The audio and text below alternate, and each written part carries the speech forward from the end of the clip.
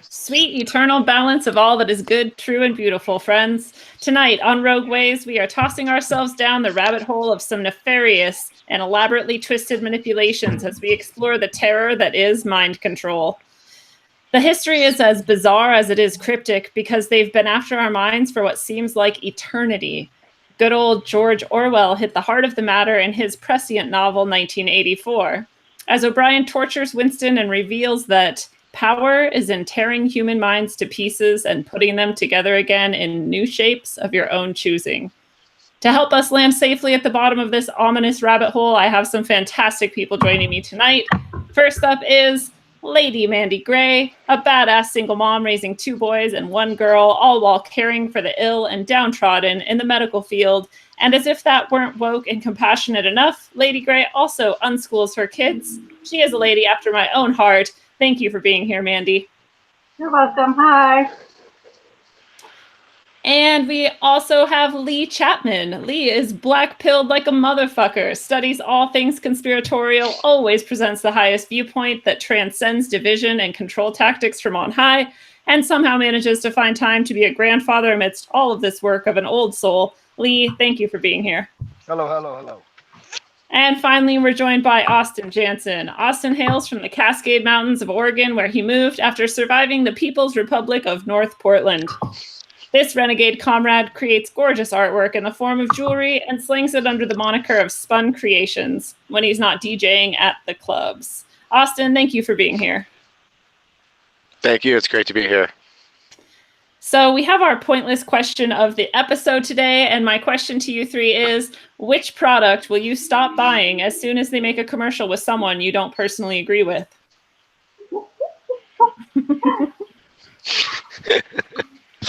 Oh, wow.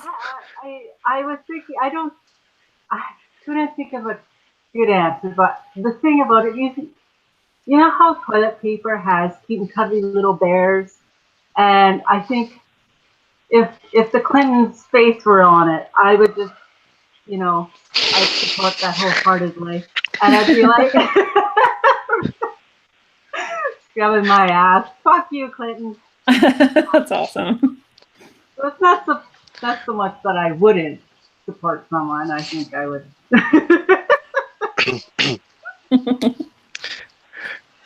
So, I'd have to go with any product that Greedo endorsed, just because Han shot first. Yeah, that's where I want to go on that one. Nice. No Greedo allowed.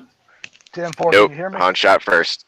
I can hear you, Lee. Okay, yeah, well, they actually couldn't take any product from me because I don't care who endorses it. It's all a big scam anyway, so they can't influence me because fuck them. Nice. I never see commercials anyway, so when people were talking about Nike and making all these Nike ads, I was like, what is going on? Just I don't know, people start talking about anything and I'm like, what is going on? Because I don't pay attention until people tell me things. But I also heard that this Colin Kaepernick. I heard that this whole thing came out with Nike on the same day as a massive sexual harassment suit. Did you guys hear that? Oh, yeah. I had not heard. Yeah, and this is the distraction so that no one talks about their massive sexual harassment issues. So What, Nike's issues? Yeah. Oh, wow. So Nike chose ahead of time. They were like, well, this is going to come out. Our stocks are probably going to drop. But if we find something that's still really divisive, but not quite as bad as sexual harassment, we can use that. So they got Colin Kaepernick, knowing that people would freak out about it and not pay attention to the sexual harassment case. And it's already played out anyway, too, the sexual harassment stuff. People are like, oh, yeah, we heard that already. It's something new. So all those games they play. All right, so we're going to do this is our fourth white wave. Every white wave so far has had really good results. And the white wave is, it's an intention that we all send out to one lucky listener struggling with something that they want to have us help them solve or make better. And so we visualize something positive for that person. I've got some people on my list, and I want to make it as random as possible who we choose to visualize something positive for. So whether you are listening live here on the Corey Sharman YouTube or in the Facebook group Eyes Open, or if you're listening later on Stitcher or on iTunes to the podcast Rogueways, you can still visualize no matter what time and place you are in, and all of that good energy is sent to this person and helps create a good outcome for them. If you do not want to participate in that, that is also okay. And you don't have to do anything. You can just skip ahead or listen through. So I'm going to have Lee roll the dice to make it as random as possible. Lee, if you want to roll that dice now. 4. 4. All right. So we are going to visualize Kim Chapman free from any and all disease, healthy in every way. So if you want to visualize that with me, I'm going to drum just a little bit to help send that vibration out into the universe.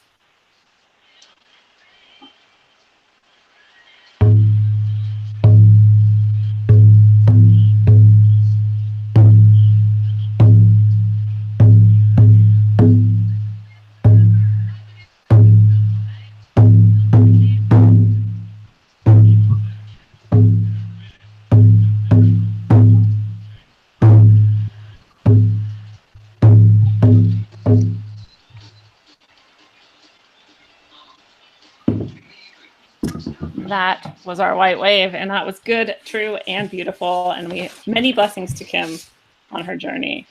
So let's dive into mind control now. The history of mind control, I think, goes back a lot further than most people think. I think most people think of maybe like MK Ultra, which we can also get into. But that was definitely the first I ever heard of that got me into this subject. What's the earliest type of mind control that you guys know about or that you've heard of? Oh. Well, I grew up Roman Catholic, so I would have to say that I grew up with the mind control. You grew up under a form of mind control, yeah. I did, Yeah. you know, it was like you have to think and do this way, otherwise everything is wrong, and it was or against God, you know. And I'm like, well, how do you know what God wants? Like, it was very hypocritical on a lot of ways. And I got tired of being told what to do and what to think because, oh God, you know, I'll go to hell if I don't listen, you know. And I think that's such a scary thing to put into a child's brain. Like, I didn't like it. Yeah, that's definitely a form of mind control, just fear in itself. Yeah, fear tactic, right? Yeah. Well, religion in and of itself is probably one of the oldest forms of mind control.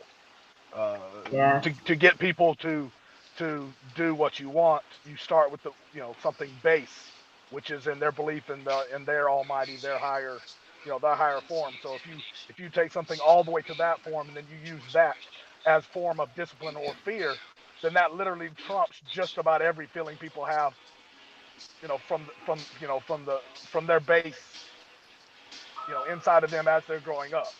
You also have, your parents' mind control over you. You ever wonder how you see the 16-year-old, 6'3", 300-pound, young teenage male, and his mama's 5 foot tall, and she screams and he stands to attention. It wasn't that his mama's going to literally be able to do anything to him, but she has mind control over him for what happened when he was younger. So that's a very simple form of mind control that happened to everybody, actually, good or bad. Usually your parents. Lee, I can hear you just fine, but people in the group are reporting that they can't hear you very well still. So I don't know if maybe it's. I don't know. I'll work on it while y'all finish talking. Hold on. Just okay. Sorry. Yeah, what do you think, Austin? Yeah, I have to agree with both of them. That religion would have to be the earliest form of mind control that I can recall, other than government taxation. But the idea that you can put this idea as of some sort of deity that is not present, maybe even omnipresent, into the minds of people, and have their peers be able to utilize that word or that description of said deity in order to have people behave a certain way or manipulate the crowd so their thinking goes in the direction that they want. You know, it's subtle, it's simple, and it's worked for as long as we've been around, as far as I can see. Yeah. Yeah, and I think those are all sort of like exoteric forms of mind control. Like we can see religion and the way that it works on people, and we can see government and the way that it works to control people and control the things that they're thinking and doing. And I was really shocked because I thought I've been like thinking of mind control and watching YouTube videos and whatever for years. And I saw this documentary yesterday by Jay Myers documentary. So he's pretty good. And his one on mind control talked about how the Egyptian Book of the Dead has description of mind control of another person directly through torture. And I was like, what the hell? Like that's so long ago, and that's such a direct and specific description. So I don't know. I didn't do any further research to see like how true or untrue that is, but that kind of blew me away because I'd never heard that before. So I guess there's records like thousands of years ago. Well, if you believe the theory, about the Masons being descendants of the Egyptians, then everything is passed down, learned, from generation to generation. Well, they, the esoteric Masons would have had to learn their craft to teach it down. So in essence, they might have learned theirs through, from the Egyptians. So that's why it makes sense. Yeah. Interesting. So where did your makes sense why the CIA would pick it up. Yeah. Well, that's what's crazy too, is that like the CIA gets into mind control through MK Ultra and all these other that we know of, and maybe there's other examples, but that like the things that the way that they're using it and the things that they're doing are so esoteric, and like, Lee's bringing up the Masons and what they're doing is esoteric. So it's this weird mix of exoteric and esoteric. I don't know, even though the agenda is the same. The agenda is to control a person. Do we want to get into the precursors of MK Ultra? Do we want to get into that now or later, or because let's do it. Okay. Everybody familiar with like Aldous Huxley, Julian Huxley, the original eugenicist? Well, I know Aldous Huxley from writing A Brave New World and teaching A Brave New World, but I don't. His brother was literally the publicist for Darwin, and Charles Darwin was. Darwin, the Darwin theory of evolution, was an OG eugenicist, and his brother, Aldous Huxley's brother, Julian Huxley, was his publicist, and he actually wrote his foreword in Darwin's book. They created, and their father, Thomas Huxley, created Tavistock, and Tavistock is actually where the precursors to MK Ultra, the counterculture, CIA counterculture, actually was derived from, and they took the philosophy from Tavistock and then moved it to the Esalen Institute in California, and from the Esalen Institute is where you actually get the LSD counterculture, where the CIA, the idea was thought up at Tavistock. The CIA just put it in motion. They created obviously LSD. They created the counterculture in itself and then implemented it a la CIA style under the table.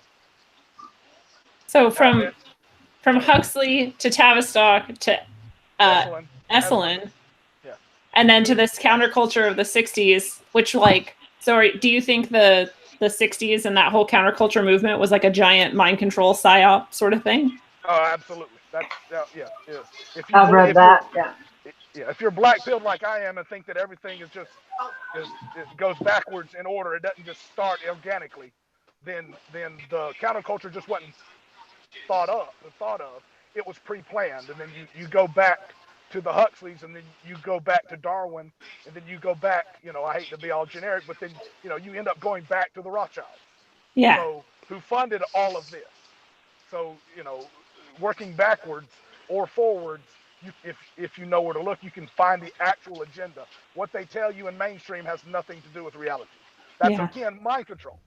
See, that's literally that's like the one extent of it is like we were saying earlier, like with the religion or with schooling or with what the government is trying to control. That's like the surface sort of level. mind Correct. control, and then we get like all the way down to like the deeper levels of mind control. It's definitely in Inception style, meaning the control is inside of the control, which is inside of the control. Yeah. So, Mandy or Austin, have you guys thought about LSD as a method of mind control itself, like in the general public? Yes, I think so. I think any drug really, when you're under the influence and your mind is in an altered state or in a weak way where you can't think, you're not in control of thinking. Yeah.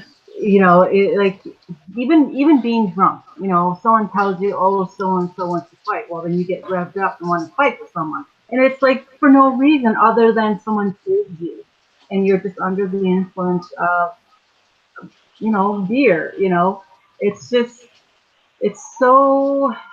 It's like you're more easily manipulated. Yeah, you're easily manipulated. You know, you take someone like a strong person who's, you know, otherwise would never do that sober, and then to have them just be in such a weak state and take control of that.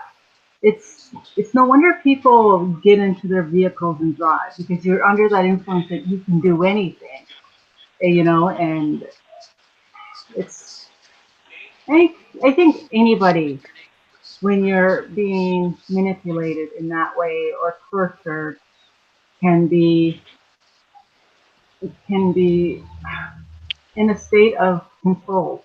Even like you take modern day just schooling, you know, the whole idea of drilling people to repeat everything, you know, multiple times tables. You know, they're always into repetition. You gotta learn this, and it's like repetitive, and then it gets to the point where your thinking becomes linear, and that's all you do is you just think one way, and then to have the idea of learning it in a different way, if you get told that it's the wrong way to think, you know, and then yeah, I think it's for everyone, and it's sad that we teach our children at such a young age mind control, Yeah. especially Or through like disciplinary. or literally training them. You're training them to think your way and that way, or whatever way else you're being told. Yes, Yeah. the trivia method. They teach kids not to critical think. Yes. Yeah. If you look at the way, you know, the modern day schooling system is set up, it's literally set up to make slaves, not thinkers. So Yeah.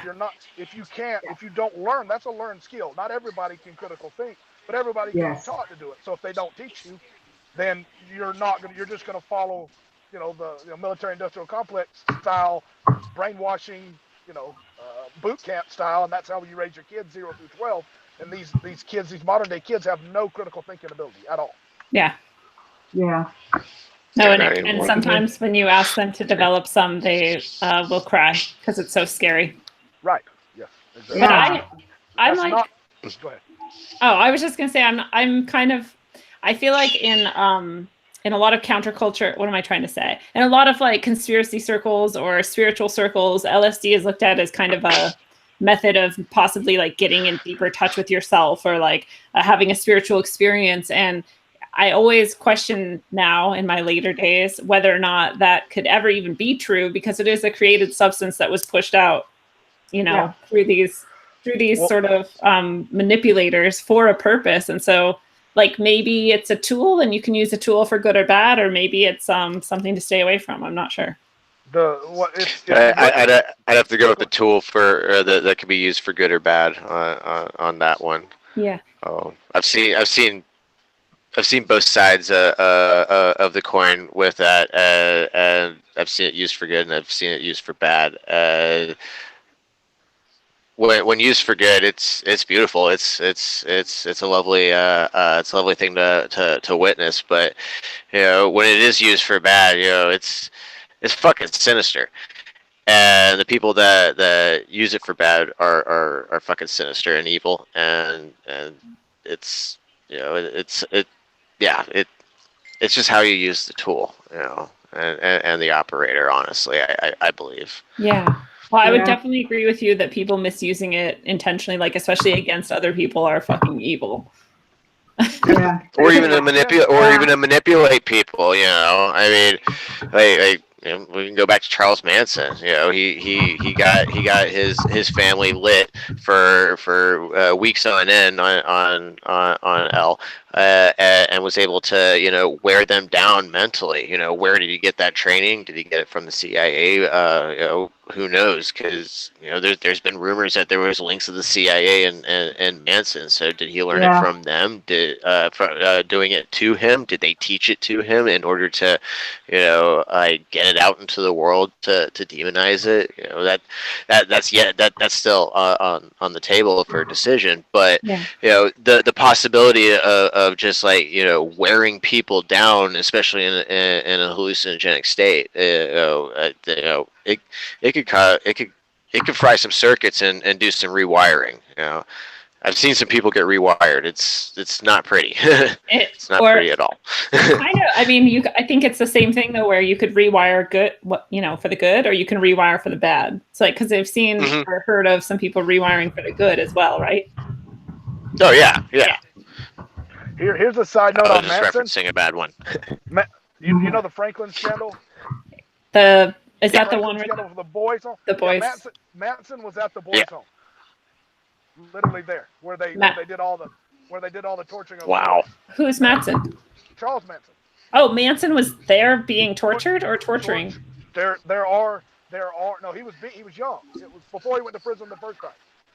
There are, you know, you can trace Charles Manson, and if you follow his story, his real story, not the mainstream story, but he talks about being in the boys' homes, in the foster system. It was in Nebraska where the boys' home, where the Franklin scandal took place.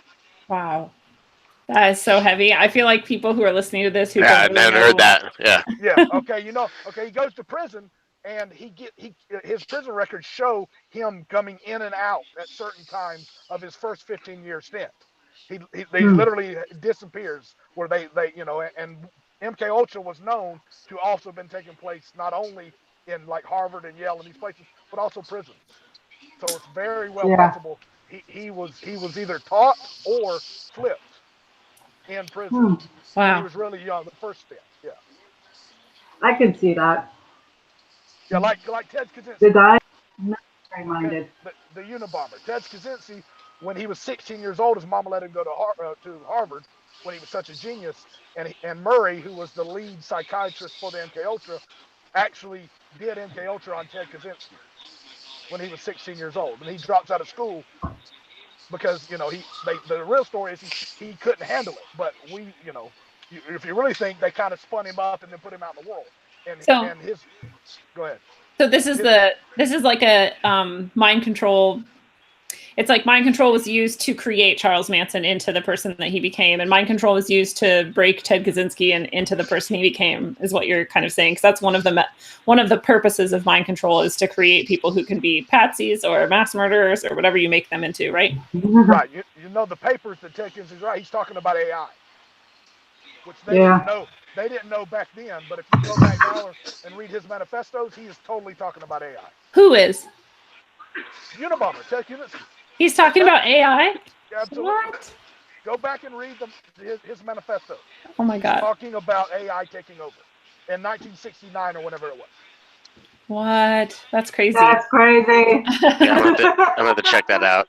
I love how all this shit just interconnects the deeper you go. Like. Yeah, look. Just Google Ted Kaczynski, Harvard, Dr. Murray, and go from there. Wow. Your mind will be blown. You're like an encyclopedia, Lee. Yes, you are. I need to carry you in my pocket. Yeah.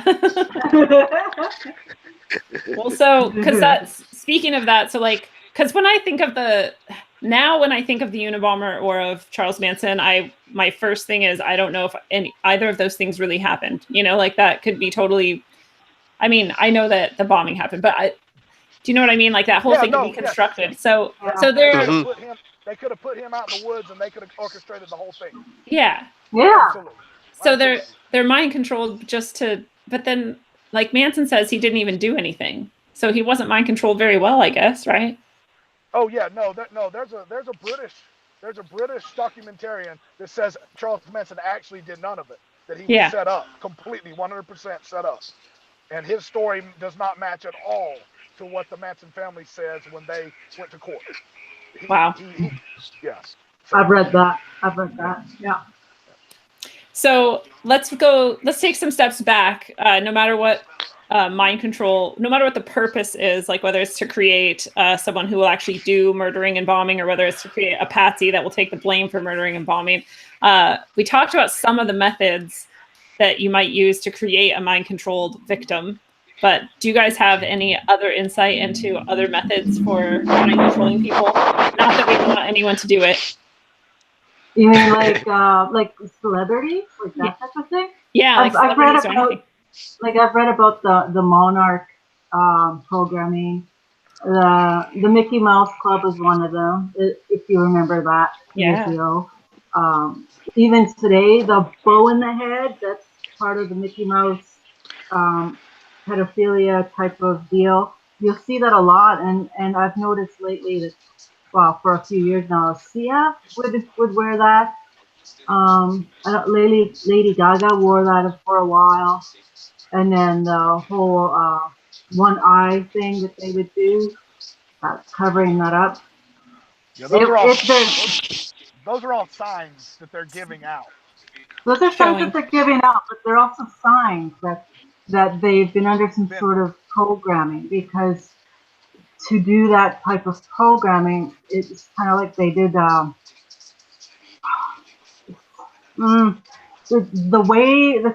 kind of programming that they do, like there's different methods.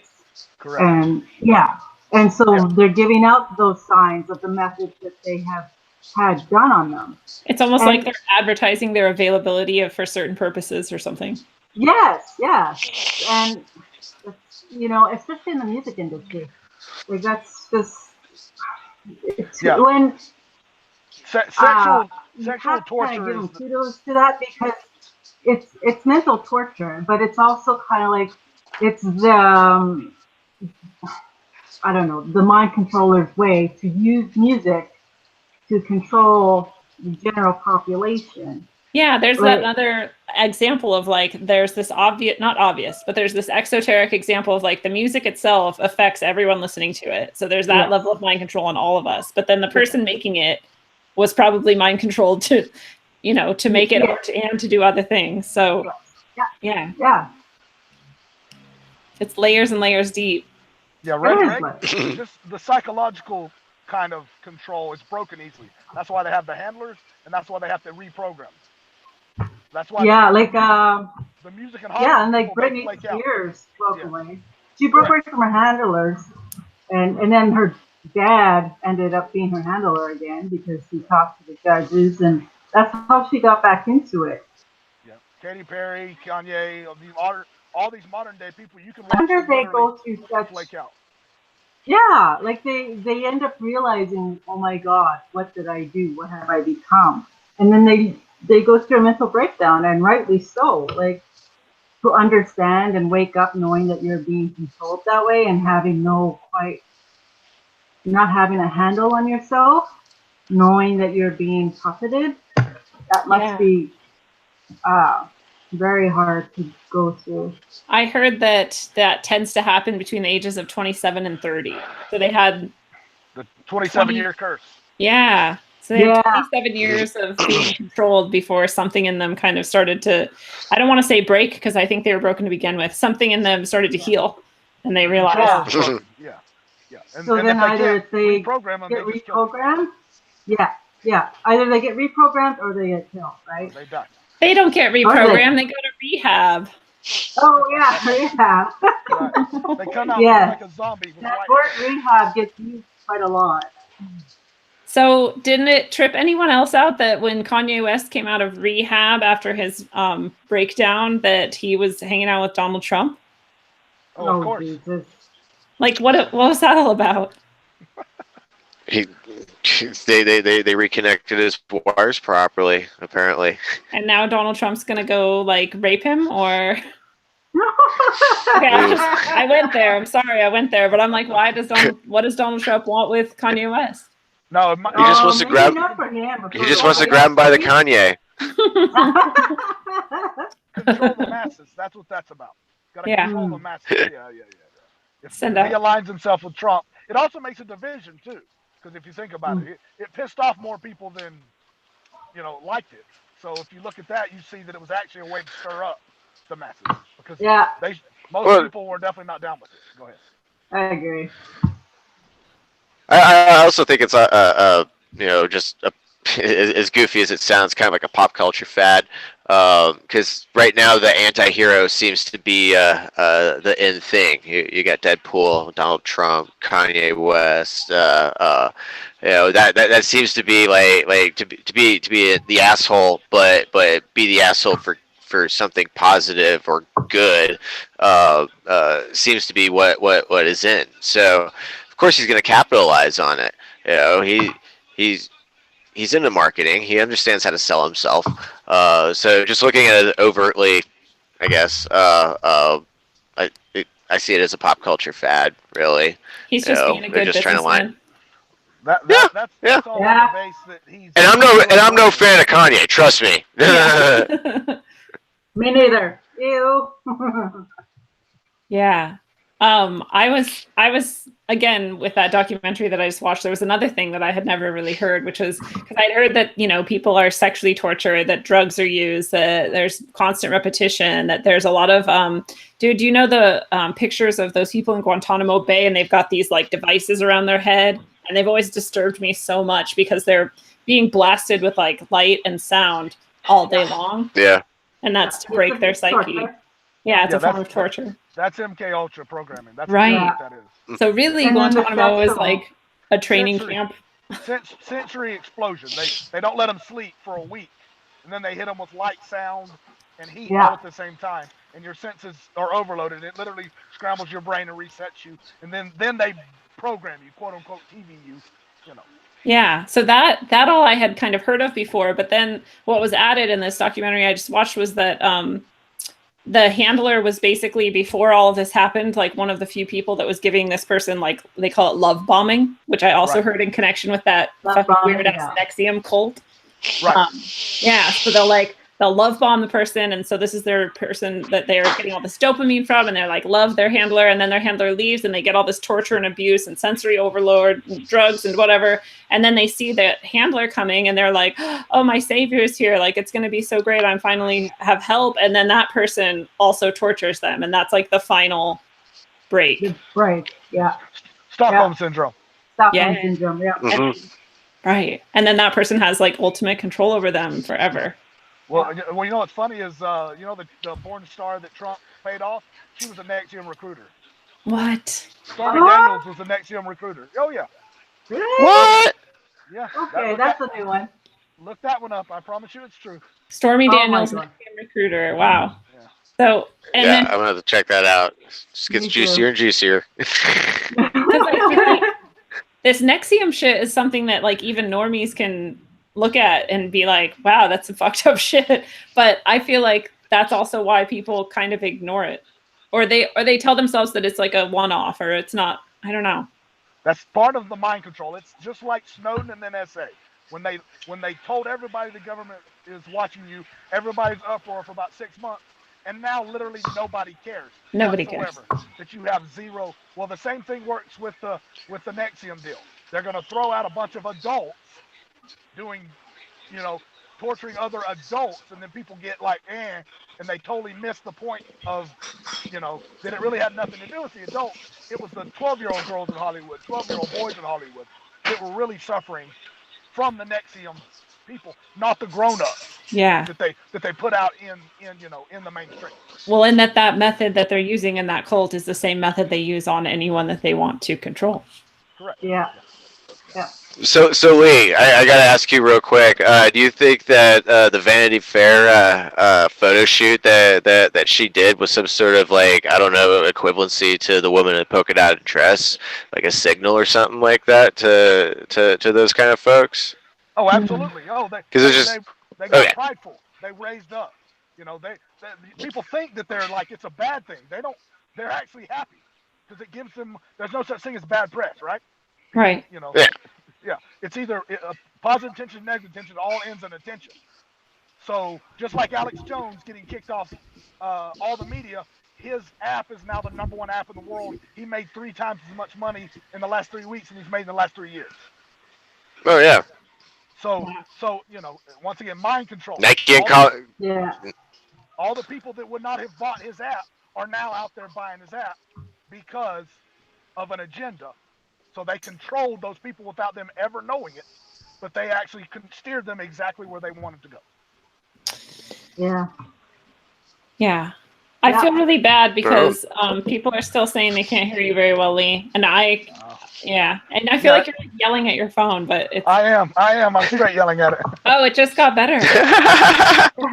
Maybe we just had to talk about it and now we can hear you. Oh, like I talk about Facebook all the time when I fuss at it at work. Oh, see? Now it's not doing it again. Now it's quiet again. Okay, I don't know. Yeah. Must be the connection. I don't know. The connection will do that. Yeah. I'm going to say it's probably because you're a targeted individual. I'm going to say you're correct. They're trying to quiet you. Mind control, everybody. Yeah, well, actually, targeted individual, I mean, that stuff that people talk about is another form of mind control, right? Because if Lee, because the hope is that if they fuck with Lee's phone enough and they fuck with Facebook enough, that Lee will just shut up and go away. Right. They fuck with the wrong bro, though. Yeah, they don't know Lee. I was just also listening to an episode of Freeman. What is this podcast actually called? Freeman Fly. Yeah. Freeman Fly. Yeah. He just had an episode about mind control and the technologies that they use to. Sorry, not mind control. Targeted individuals and the technologies that they use to fuck with people. But some of that shit actually is not just like the type of mind control that we just said, where they're trying to kind of control your behavior and dissuade you from doing things, but they actually have technology that's like voice to skull technology, where they're like in your head talking to you, and it doesn't take this whole process of conditioning and breaking a person down and controlling them. The whole 5G is about there. Yeah. Smart city, like being on the grid like that. Yeah, I truly believe. I'm not trying to be a Luddite, but I truly believe that there's more in that they're not telling us that they want to use the Internet of Things for. Obviously we already have algorithms, and you sit there and you listen to something, or you talk about something, type it in on your phone and Google, and like you get 3 letters in, and boom, it's already like predicted exactly what you were thinking. Yeah. That's the beginning of it. So. Yeah. It kind of makes me want to be a Luddite. Yeah. Well, I was talking to someone the other day, and I was like, literally 10 years ago, okay, maybe 8, but like a long time ago, I was using voice to text and it worked fine. And now I use voice to text all the time and it's a piece of shit. Yeah. Like, I haven't used it once. I refuse to use it. It's already thinking or predicting what I want in my brain. And the last thing I needed to do is to start listening to me more. Yeah. Or even screwing up my text. I'm typing and then it comes out like a totally different word than what I'm actually typing. Even before I push send, I reread everything I'm doing, and I'm like, okay, I'll push send, and then I'll look back on it later, and it's totally something different. Like, it's just. Yes. And then it makes me look like I don't know what I'm talking about. Yes. I know. I can hear people, like, if Aaron's watching, I know Aaron's like, God, some of the shit they just don't understand, like how technology works, and like you put one letter wrong and it picks a different word for you, and I get that. But like, I think we have all had the experience where it worked just fine for years, and then all of a sudden it stops working at all. Yeah. Do you notice that the words it replaces actually make sense but changes the meaning? Yes. So it's not putting a random stupid word. It's No. putting a word that actually alters the meaning of what you're saying, and it makes sense. And sometimes the word is so far from what I was typing that it's like, how did you even fucking get to that? Yes. Yeah, it won't even be near the keyboard at all. It'll be way over here to the right, so there's no way you could have fat-fingered it. Yeah. I know, and then people still think you're crazy, but if you notice, I think we've all noticed, or I've noticed, that this only happens to me when I'm working with groups like this one, to possibly like bring awareness to people about some things. Then that's when it starts happening. It doesn't happen otherwise. No. I agree. I'm a normie. I'm a normie when it comes to college football. That never happens in my college football groups. Yeah. GIFs always work. It never randomly tags people that it shouldn't tag, and it never autocorrects to change the meaning. Yeah, but Yeah. you're the crazy one. Yeah, and anything I have to talk about Star Wars, no issues with predictive Yeah. text. Anything else stuff, it wants to reorient me somewhere else.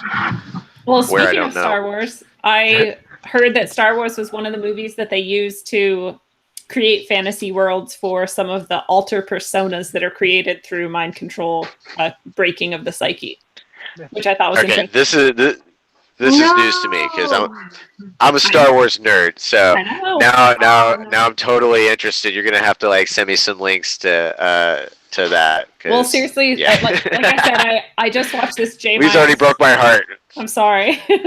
So Wee's already broke my heart with Hunter S. Thompson. Oh, no. Can't break my heart with Star Wars. I might just have to jump off a bridge. Oh.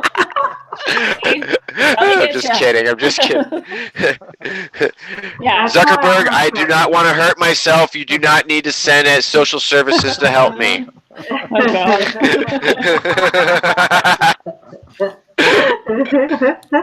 So many things. So I'm in my safe place.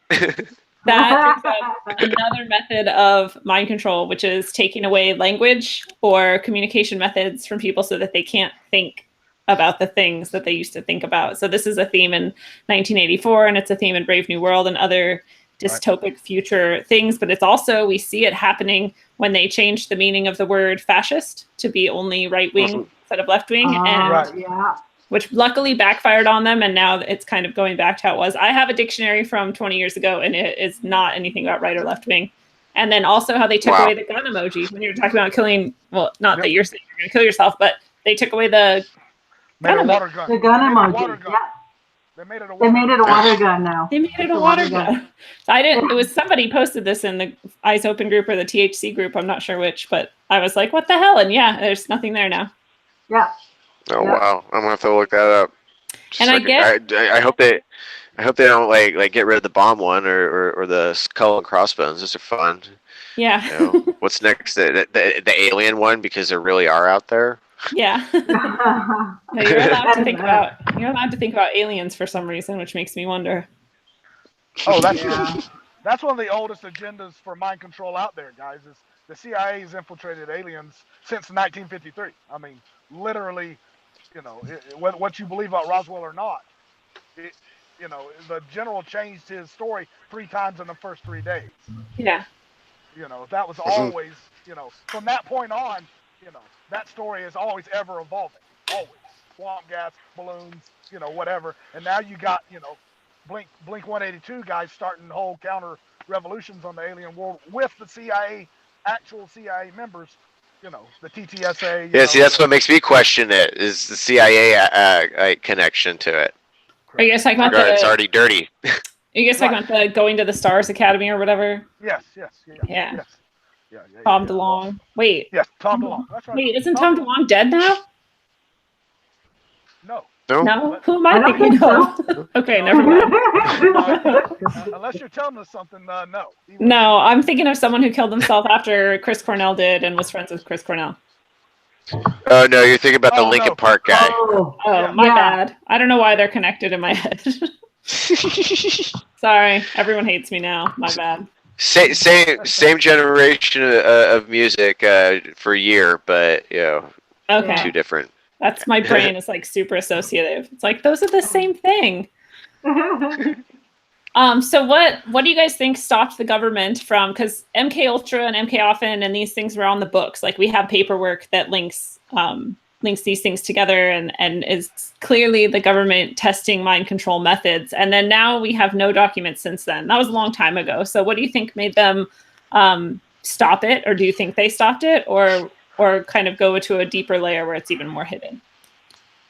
Deeper layer, totally. They didn't stop it. It's still going. It's still doing Monarch in its different forms. Mockingbird is still operational. That's Mockingbird's become so overt, but I think MK Ultra has gone completely covert because they got too loose and hurt too many people that they thought would just disappear or just die off, and they didn't.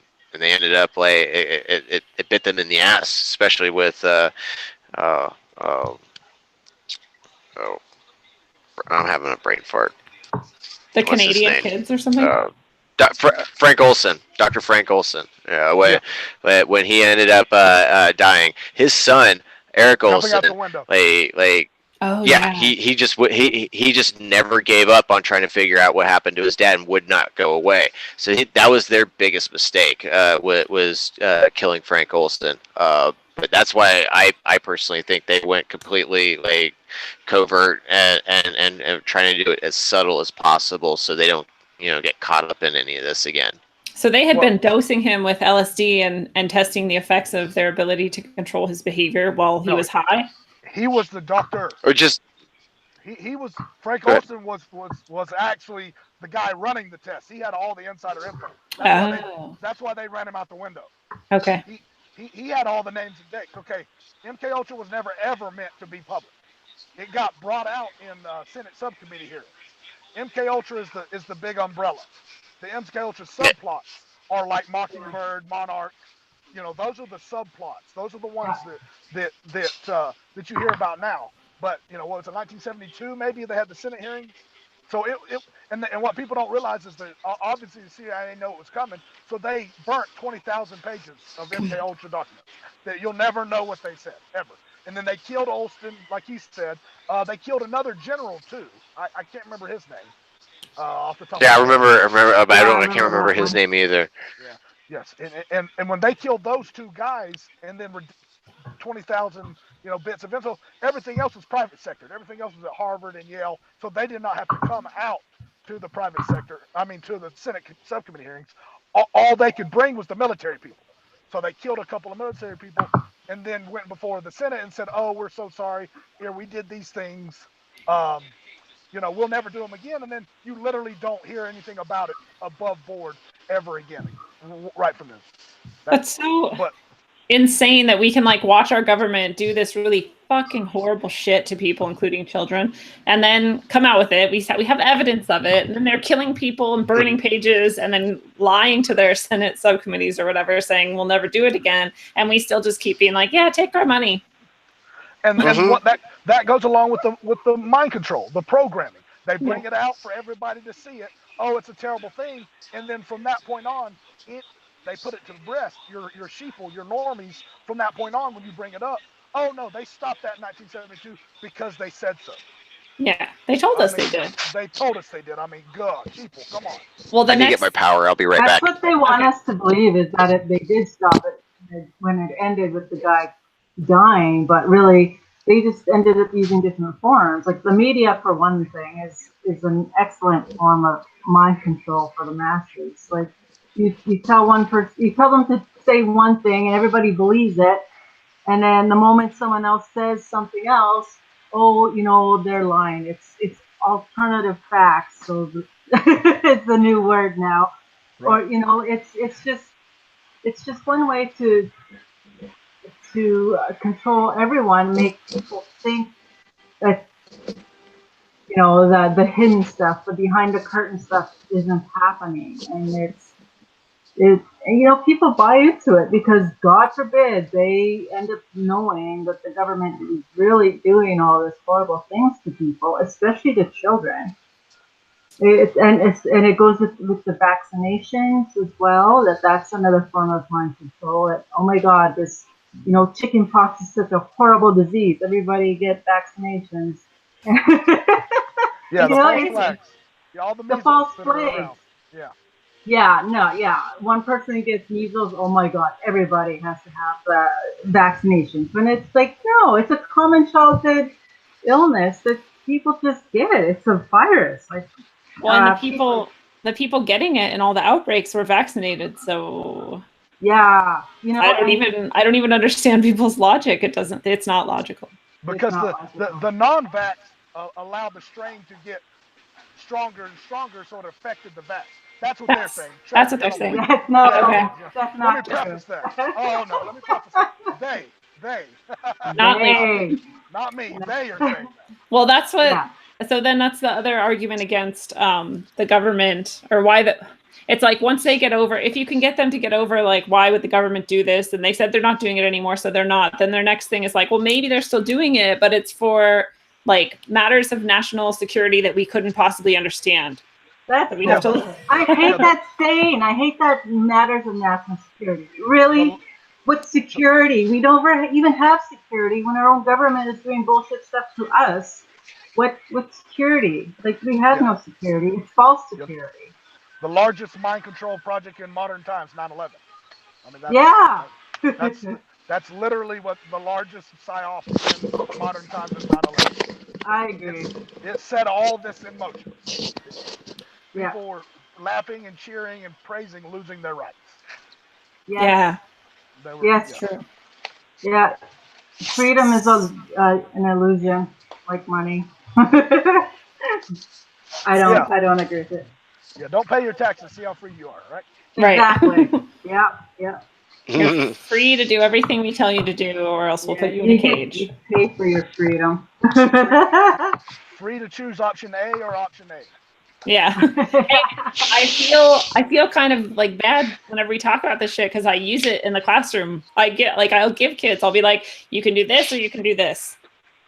That's Those few options, and they always choose one, and I'm always like, okay, that worked. I mean, you make my job easier, but See, it sucks. Yeah. that's a lesson for your that's a lesson for your new civics class now. Yeah. Like Well, I said, we use mind control all the time. It's not always nefarious. Right. Just the powers that be use it to be nefarious. But like I said, your mom uses it to control you as a kid so that she can control you later when you're bigger than she is. Yeah. Oh God, yeah. That's true.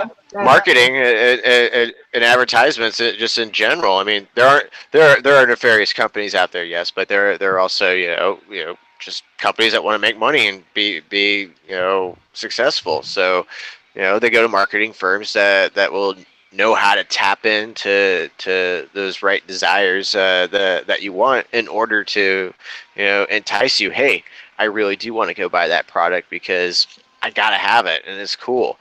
Or in my case, hey, there's something new Star Wars that's gonna come out, and I'm gonna go leave it in the package and hang it on my wall and never open it and play with it, and maybe one day it'll be worth money, but I still want it. Yeah. Yeah, exactly. Do we want to talk about consumerism versus the way they control us with, instead of being producers, consumers, what they did back in the 50s and 60s and 40s and 30s, actually, Edward Bernays? Yes, my God, yes, we do. Yeah. Okay, Edward Bernays is literally called the father of propaganda. That guy is sneaky. Everything. Hence the book Propaganda. Yes, Yeah. exactly. And what most people don't realize is he actually got the psychology from his uncle, who was Sigmund Freud. Oh yeah, I always forget that. Yeah. And people think that. I'll wait for that to stop. Like one of his biggest propaganda, one of his biggest mind control was getting women to smoke, because the smokers figured out that they were losing literally half of the money they could be making because half the population was women, and it was a stigma created by men that women didn't smoke. Yeah, because it was like not ladylike. It's not ladylike to smoke. Yeah. So he got Or to drink. He got a bunch of suffragettes to hide cigarettes under their clothes, and they were having a suffrage march in Washington. And in the middle of the march, in front of all the cameramen, they pulled out their cigarettes and started smoking, and said a little chant about freeing women by smoking, and it instantly went from there. No publications could talk down about it, because the women equated the cigarettes with the suffrage movement. So cigarettes represented women's rights in that moment. Correct. Yeah. Correct. You know what they called them? Yes, I actually did, but you go ahead and say it. Victory torches. Yeah, that's right. So silly. Exactly. And then you also have how Woodrow Wilson was like a terribly hated president. So he gets all the major, it's like 38 of the biggest film stars at the time to go to Washington, D.C. And they took pictures and put it in Life magazine, Time magazine, of all the actors shaking the president's hand. And within 3 months, his approval rating went from like 10% to 38%. which was part of, because like back then we didn't really give a shit about celebrities so much, or not as much, right? And now they're like, no, they did. No, that's what brought it. That's what got his popularity up, because the celebrities went to the White House and, you know, they saw pictures of the celebrities liking Woodrow Wilson. And sorry, I guess I don't mean to say we didn't like them, or because that was obviously effective, but like I feel like even then it was like we liked celebrities, but they were still, I don't even know what I'm trying to say. I just feel like now they're like godlike. Oh yeah, for sure. You know? Yeah.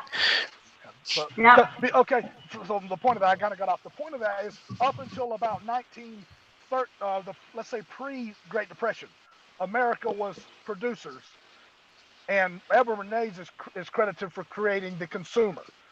People didn't buy stuff before the Great Depression because they wanted it. They only bought stuff because they needed it.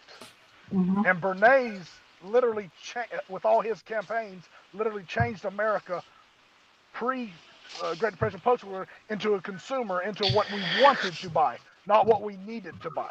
So that far mind control. Go ahead. Didn't he play into the survivors of the Great Depression, their fears of losing everything? Like didn't he play into those fears to push the consumerism? So it's like get more, keep it, save it, put it in a box, pass it on, versus the whole. It's old, it's heavy, it's metal, it works. You don't need to replace it. Correct. Right. You know, he got people to buy stuff before they needed to. Yeah. Yeah. He also bacon and eggs. That's when you think of breakfast. Most people think of bacon and eggs. Before Edward Bernays, nobody ate bacon and eggs. Nobody. Nope. He literally changed America's breakfast in one year. What did people eat? Cereal? Oatmeal, whatever you had, but like when you go to places, it's like 83% of breakfast food sold that high is bacon and eggs. Gross. Yeah, the pork farmers were. The pork farmers were looking to make more money. He was able to convince America that the stomach lining of a pig is what you want to eat every morning because it tastes so good. Oh. I'm a victim of that. I love bacon. Yeah. I love bacon. Our culture. I love those bacon steak sandwiches. You know, I can't walk away from it. I'm hooked. Bacon wrapped everything. Like it reminds me too, like the cereal. The guy Kellogg, he's the one who did the cereal, but he was also the one who made the big push for circumcision in males, and then he made like cornflakes is the big first cereal that he made, and that was to like make people go because the push for corn, and it was to have like. To be able to mind control people in that way, that masturbation is wrong and you need to like cut the skins off little boys, and then later on make breakfast cereals that has blown into a global. It's just the cornflakes again. Thanks. Yeah. Don't eat cornflakes. Nothing Kellogg. I haven't eaten any cereal in I don't know how long, just because of all the gross stuff they put in it. So I know. I remember when I used to love Cheerios. Cheerios was like a wheat product. It was good for you. And then as years go by, they have all this shit. You can't recognize any of the names other than it's Roundup. Like Cheerios is bad for you now. Yeah. I just was trying to find any cereal that didn't have sugar added, and I literally couldn't find one. No. See, that's another mind control thing.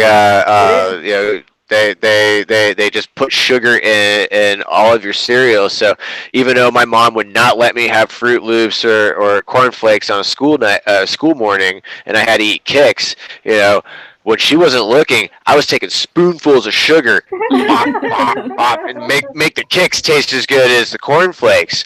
But just finding that out now, I'm sure it Kix. If you go and look at it, the no sugar actually has some sort of like weird chemical sugar versus real sugar. So it's just it's really creepy. I mean, but that whole idea of the mind control is like you not only like do you mentally start thinking I need products that have sugar in it, your body ends up becoming physically addicted to the sugar. I try to do every January I do a no alcohol month just because I like to drink and just like take 1 month off. This last year I tried to do no processed sugar and no alcohol. And let me tell you something. I made it my 31 days without drinking, no problem whatsoever. Even went a couple extra days. I made it 6 days without sugar, processed sugar, and I was back on it. I was eating gummy bears and drinking like you know Sugar is an addiction. ginger beer It's and just yeah. It's easy. It's an easy addiction because it's so readily available and it's cheap and it's in every processed food you can think of. And Yep. yeah, and it's funny even bread. Yeah, bread. And it's just it's crazy how it's the government and health and all this is so sneaky. You know, it's like one time I had a dietitian tell someone, a patient, oh, you know, you need extra calories, so go to McDonald's and drink a milkshake. And I'm like, you're saying this? I'm like, to a diabetic? Yeah. What the fuck is wrong with you? Wow. Like, it's so... even our healthcare professionals are so ingrained to promote, you know, the yogurts, the breads, the cereals, any type of sugar, but they don't tell them that eat more vegetables and eat more meat that has, you know, good protein to heal. Instead, they give people sugar, and it's easily so you can dumb down people so they can keep eating more shit and buying more shit. And be more susceptible to the advertisements and be more susceptible to government indoctrination. And it's funny how people were like, so Roundup is bad, Agent Orange is so bad, yet we put it in our ground because it's a gardening thing. You put it on your food in the garden, Roundup, to kill the weeds or whatever, yet it's in your food. And then now that you read labels in processed food, Roundup is in our food and not just in gardens. And it's, you know, and then yet people are like, oh, Vietnam is so bad because of Agent Orange. Well, Agent Orange is in our food. It's just under a different name. Yeah, see, that's my biggest fear with the cannabis industry. You know, what happens if it does go like federally legal and they start letting these corporations? You know, my Monsanto already like owns land in Bolivia and is growing a bunch of some of our favorite strains out here on the West Coast. And they're patenting it. They're patenting the names. They're patenting the genetics, and they're setting it up just like the corn and the wheat. You know, they're going to have their own glyphosate, Roundup, like weed killers that only their cannabis can handle. And what is that going to do to the industrial hemp? What is it going to do to the small time grower? What is that going to do to, you know, like the mom and pop? You know, it's ridiculous. Not only that, you're going to be putting all this crap that we already don't want like in our food, and we don't want in our products, like back into another product, and this one you're just going to pollute it. Inhale and what's that going to do? Yeah, and I worry about because I don't often partake of cannabis products, but I do believe that they can be a sacred. Like I have a little bit more trust in them than I do in things like LSD. And I worry that when these companies like Monsanto get a hold of that substance, they change it, like perhaps the psychoactive compound will be different enough that it no longer frees your mind, but then like becomes another aspect of mind control. Yeah. Well, you know, totally. You guys know the correlation between the Second Amendment and the pro-cannabis push? No. Second Amendment and pro-cannabis? Yeah, there we go. Okay. There's laws on all 50 states that obviously says you can't get a gun if you have a mental condition, correct? Oh, right. Yeah. Okay. How do you get legal weed? What do you have to have? You have to have a license which says medically you need the weed. So there's already 17 states. Not necessarily mental condition, but physical as well. But yeah, I see. I said mental. I didn't mean mental. I meant a physical Okay. condition. I mean a condition is what I meant. Sorry, I did say mental because y'all were talking about it. But then there's already 17 states that will not allow you to buy a gun if you are a card carrying medical marijuana user. So one of the speaking of mind control, one of the agendas they talk about is why they're pushing the marijuana agenda so hard right now is it still ties back into taking away your gun, Second Amendment, by backdooring you if they can't. If there's just too many pro Second Amendmenters, well, we'll just eliminate as many as we can do because a lot of Second Amendment people are also pro cannabis. So let this be a lesson to everyone to never ever register with the government unless you absolutely have to. Very true. It's not. Yeah, this is not just an organic thing. They're pushing it. They'll be selling they'll be selling doobies in cigarette packs in the next 10 years. I promise. It'll be government tax. If my dog didn't chew up the box already, I could have just shown you what my wife manages 2 dispensaries here in Oregon. She brought home a sample pack, and it was a cigarette pack of a brand, and it had 10 pre-rolls in there, and I giggled. I was like, "This is great. This is I rolled it up in my sleeve and everything just so I could feel like a greaser." But yeah, they're there. It's pretty much there as far as trying to put it out there on the mainstream. Well, Brett as much as I don't. Point. Sorry, Brett makes a good point when he's saying that we should grab all the good seeds while we can and hold on to them like seed savers because it's going to get harder to find good strains. Absolutely. Unadulterated stuff. Yep. Absolutely. Not that I'm doing that, but people should do that. Do you guys have any personal fears about mind control? Well, of course. I don't want to be controlled. Fuck that. I don't want to be told what to think, what to do, how to behave, where to go. Like, no one wants to do that. Unless they want to do that. But then it's like, why? Like, it's funny because when I was a kid, I would say something totally out of the ordinary. And everybody would get mad at me and be like, well, where'd you hear that? Why would you think something like that? And it's like, well, why can't I think that? Well, it's wrong. And I'm like, well, why is it wrong? And it's like, stop asking questions. You were shut down the moment you start asking questions. And it's like, I got tired of being told what to do. I got tired of being told what to dress. Like, when I was a kid, I wasn't allowed to wear shorts as a kid because shorts is bad. And I was always told to wear jeans. I wore dresses on special occasions. And the only reason why I was allowed to wear shorts was because finally my mother she got tired of my friend's parents telling them it's okay to wear shorts, but they had to be so long, otherwise I would be, seeking attention, I guess is what, and it was like,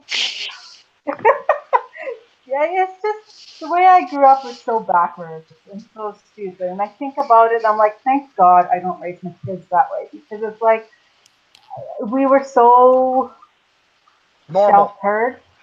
You were normal. We were normal. Yeah. Normal to the, immediate family. But then, like, God forbid I'm different. God forbid that I do anything different or say any different, And I couldn't be friends with certain people because, we're Greyeyes. We don't be friends with those kind of people. And I'm like, fuck off. What I was thinking in my little 10-year-old head, but I didn't dare say it because God, I'd get a smack with God knows what. It's just terrible how we're so ingrained to think and do and say things like that. I don't teach my children to be controlled in any way. If my kids want to have a drink, go ahead, have a drink, It doesn't bother me. You know the pros and cons of what alcohol is and what it does. Do they drink? Rarely. Like, they have the freedom to do it, and they just choose not to. Remove the And taboo. Yeah. yeah, you remove the taboo, Yep. and as long as if they can understand reason, and if I'm willing to teach them the pros and cons of a certain whatever substance, whether behavior or whatever, like, yeah, you can go out at 2 o'clock in the morning, but the neighbors won't like it. They don't like it when kids walk around down the street because they're gonna call the police, and I'm gonna be questioned. You're gonna be questioned. That's funny about the authorities. It's okay until someone calls them. Yeah. I was just talking to someone about that. So what about you, Austin? Do you have any fears about mind control? It sounds goofy, but it's a legitimate fear. Delirium, honestly. Like true to the definition. Like the whole idea that, as cliche as it sounds, like the you wake up like the Matrix, and you're in like a pod, just like sitting there around other humans, but not necessarily that. Just the fact that the life that you thought you were living was nothing more than an illusion that has been created by another like entity like the government or whatever, just to push you towards a certain direction and be a part of the herd that they want, a cog in the wheel, whatever. That would be my biggest fear. Yeah, because Like being in the Matrix? yeah, like being in the Matrix. Like I said, like, as cliche as it is, that scares me a lot more than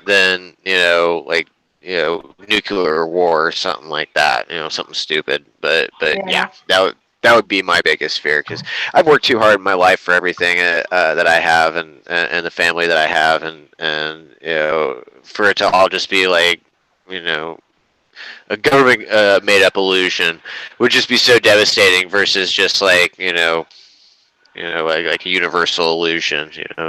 Yeah, if you're already living in what, a simulation. Yeah. what was the Bill Hicks said? Life is but a dream in which we imagine ourselves, or something like. No, that was Leary. Sorry. Yeah, that was Leary. Or like that Yeah. funny like meme where it's like, what if you're actually an alien on some other world and you're about to come out of your DMT trip? I like Exactly. Exactly. Like, It's stuck in damn, that was loop, a but yeah. crazy trip. It was so detailed. I can't even remember it all now. It's like, on Star Trek, I don't know what, it's Star Trek where Captain Picard, in a blink of an eye, is like lives a whole life on a different world, and and then comes back, and it's like, I know that it's just episode. like, I know what you're wow. talking about. Yeah, and I forget what it's called, but it's like, I'm just thinking, what if that's our lives? Yeah. But our real life is somewhere else, and it's like, oh, I better make this interesting. I better make this life good. Well, that's part of my fear. See, Like when I watch things. Sorry, go ahead. I was gonna say, it's kind of like the whole idea that energy is neither created nor destroyed. It's just transferred. So like your life could only be an instant in comparison to the next life that once you leave that shell, you shoot off into outer space and like attached to another entity. Boom. That's another sneeze of a second in the universe, and then bam, you're off into another. You're a butterfly. You know what I mean? It's interesting how it can loop out like that. Yeah. But then you just hope that if that's actually what's happening, that's like some natural progression and not a falsely created construct that's controlling you. Exactly. Right? Like if that's just how life goes, then cool. But if it's like you're actually stuck in some sort of a construct from someone else, then that's not cool. Because you want to have freedom because you're a free being.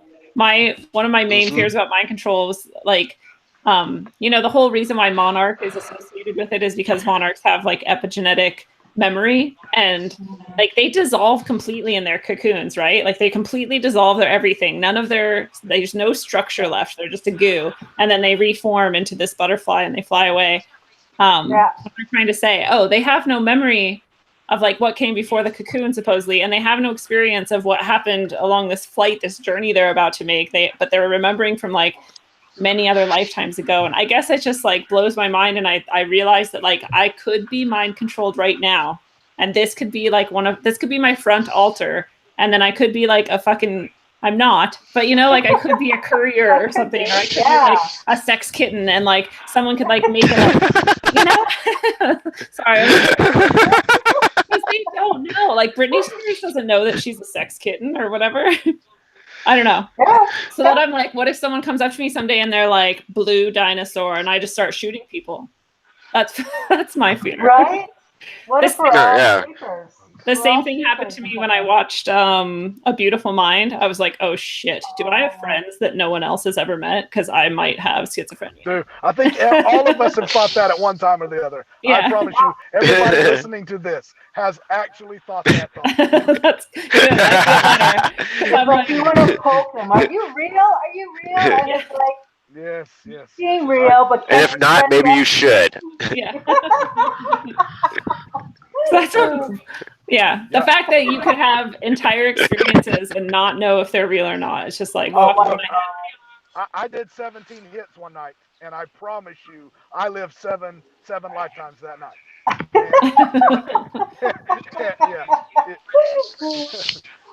You know that feeling. That's right. I know that feeling of not ever knowing if you want, because there was, the first 14 or 16 hours, of course, I had no idea. But when I started to come down enough, but I still had the visuals. The visuals lasted another 18 hours probably. So it was like a 36-hour trip. But so I could hear people talking, and I could hear your voices, but you did not look like yourself. And so I was completely, what I thought my brain was fine, but my visuals were completely fucked for a whole nother 18 hours. It's just like when you start your story with the first 14 hours of my acid trip were like this, you know it's an epic story.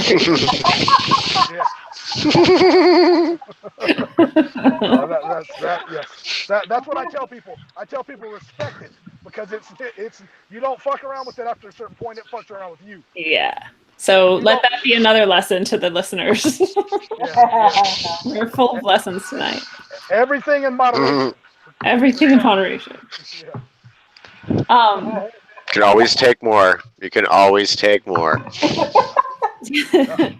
we kind of touched on some of the times when mind control fails, when we talked about how people get reprogrammed, they get sent back to treatment, like Kanye West and other people. But do you guys have any of your favorite stories of like MK Ultra glitches? I say favorite, but it's actually super sad. So favorite, okay, like just because it's not sad. Al Roker glitching. That's always fun to watch. That's what I was thinking. I can loop that for like a good 20 minutes. Like if I'm having a bad day, and just watch Al Roker just glitch out a little bit. Put throw a little dubstep in the background and make it like really weird.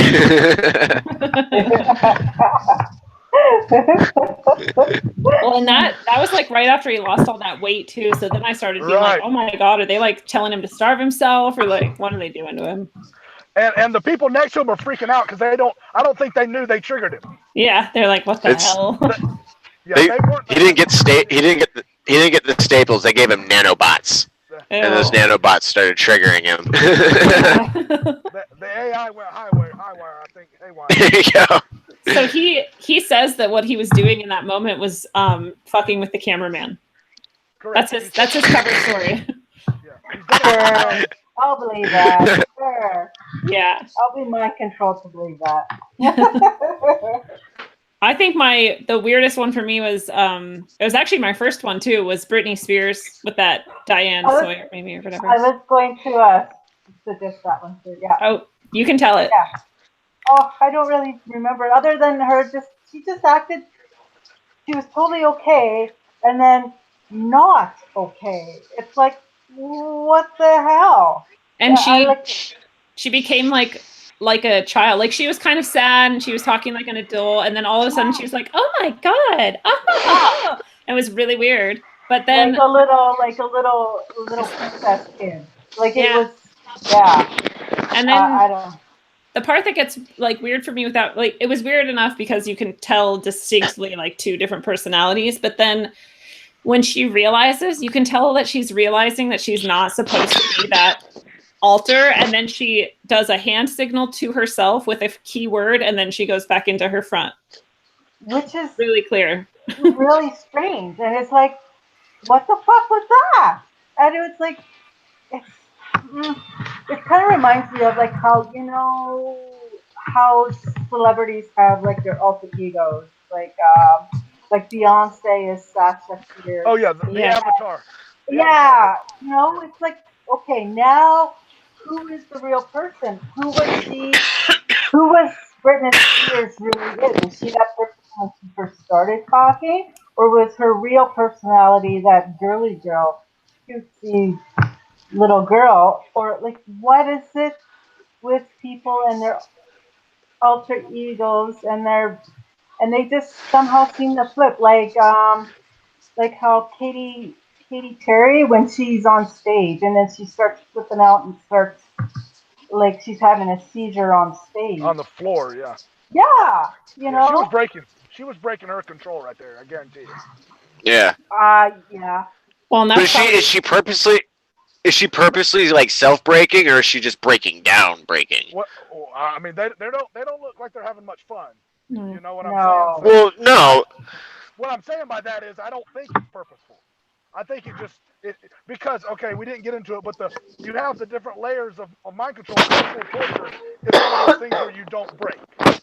You can literally be reprogrammed forever with sexual torture. Well, they don't do that to the stars because they start too late. That has to start when you're 1, 2, 3 years old. So when they have to, hasn't there been like proven cases where as they're trying to program, they like subjects have actually like split become like dual personality or multiple personalities at that point? Disassociative, yeah. Well, that's what Beyonce. Yeah, Sausage okay, yeah. She calls herself. So that's what their process is they break people down, they split their psyche into multiple personalities, or now it's called dissociative identity disorder. But okay. yeah, and each of those personalities can be called up or put back away again. And so they have so the idea is that Britney Spears was at least programmed to do the sex kitten stuff. But she also could be a courier that remembers information endlessly, like a photographic memory, and can transmit that to someone at a given time if they have the right hand signals. And they also say they have the sex slave version too. So when they sell them, when they go to the parties and sell them to the Rothschilds and the Bushes or the Tom Hanks or whatever, they don't remember it because they keyword them into another, they splinter them into another version of themselves, and they just won't remember it. That's why they can continue on in society even though all this stuff is happening to them, like they do to children. Yeah. But what I'm wondering is like could it be so you have original Britney personality, and then you have sex kitten Britney personality and whatever other over here. You have the multiple personalities. Could original Britney be fighting and like trying to like come back, and that's what the meltdowns are? Is the original coming back, or is it the other multiple personalities like just breaking down and not doing what they're supposed to and kind of skipping tracks, so to speak? Yeah. All the above. Yeah. Okay. Well, I was hoping for something more dialed, but okay, I'll take it. No. Look at what they look like when they come back. Britney Spears shaved all her head off. Yeah. Katy Perry and Kanye West had short hair that was white. Yeah. They had the bleach. Supposedly that's how they've been reprogrammed and they're safe. Because when they come back out in public, their hair is shaved off and they literally have white or bleach blonde hair. So that's why Katy Perry turns. Her hair is short now too, right? Yeah. Right. Okay. Yeah. So, but supposedly they say that you can't ever break out of the programming, but that's obviously not true because these people are breaking down, and I mean that wouldn't happen if it was impossible for them to break out of it, Well, no, what about being suicided? I mean, that could be considered like never breaking out of the program because then you're gone, you're dead, versus escaping. God, can you imagine? Because I feel like I don't know. I hope that there's some spiritual law like karma. Because dying. I think sometimes maybe they've been given the option to either you continue on doing this or you die. Maybe sometimes Or they continue on in the die. afterlife. Yeah, I think in I the would assume that would I would assume that would be the case if you were an upper echelon. Higher up the chain. Like, let's say, like if you listen to the people that talk about the pedos in Hollywood, Glenn Close is literally the madam of Hollywood or the queen of Hollywood because yeah. she supposedly runs all the pedophilia in Hollywood. She's not Glenn Close. Sorry, no, apologize. The one with all the Academy Awards. Uh, the actress with all the Academy Awards. Oh God, I don't know. I'm like the worst person to ask that. I have no idea who wins But Academy Glenn Awards. Close is one of them. Yeah, but that's not who I'm thinking of. She just, oh man, my brain's being fried. But anyway, supposedly Steven Spielberg is Diane Foster. No, we're talking. It'll come to me when I'm not thinking. Yeah. But if you're that level, you don't have to be programmed anymore. You're part of the club. The people programmed, the people that are suicided, are always the lower rungs, the ones that they, that they use, kind of the goyim, Is it Meryl Streep? Yes, Meryl Streep. Thank you, Jeff. Oh. Yeah. Jeff nailed it. Has been pointed by 2 or 3 of the ex, people that were, supposedly sent around Hollywood as, she pulls all the strings. And that's why she stays completely out. You never hear her implicated, and the people that implicate her always get wound up red sash on the doorknob. So the other thing that comes up in these systems is that the people, like epigenetic memory, like I was mentioning earlier, passes on from one generation to the next, and you notice that all of the same families are in power over time. They're passing on their shitty ass programming to each other, and the same with like actors and actresses. Their kids always end up actors and actresses. And like, I get that that's like nepotism and that's how it works, but it also makes me wonder if it's just like easier to program those people, and so they want people from those bloodlines. Well, like Angelina Jolie and all that. Correct. Because it has to do. They got to start them at 1. They have to start them when they're born. You can't get a 5 or 6-year-old if you want to do the kind of 6 shift they do. You can't start that late. They have to start them really, really, really young. And then, like you said, genetics. They inbreed. They're all related to each other. I mean, they really are. If you look, Carrie Fisher has one of the most inbred, down lines of anybody in Hollywood. She's related to literally like 47 Academy Award winners. Oh no, you're hurting Austin again. Oh no, I already knew that, but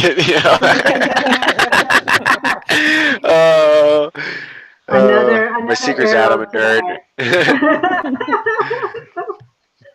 So what do you guys think are some major trends in society that might make people more susceptible to mind control? We kind of touched on some of them, like sugar, eating too much sugar. The Internet of Things. What do you mean?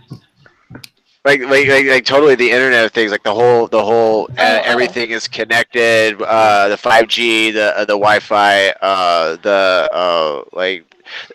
excuse me, the fact that your refrigerator can communicate with your phone and your air conditioner and your television, and everything is just, they're gonna, with the amount of Wi-Fi pollution that's going to be going on just in your house alone, not let alone like all the towers that are out there.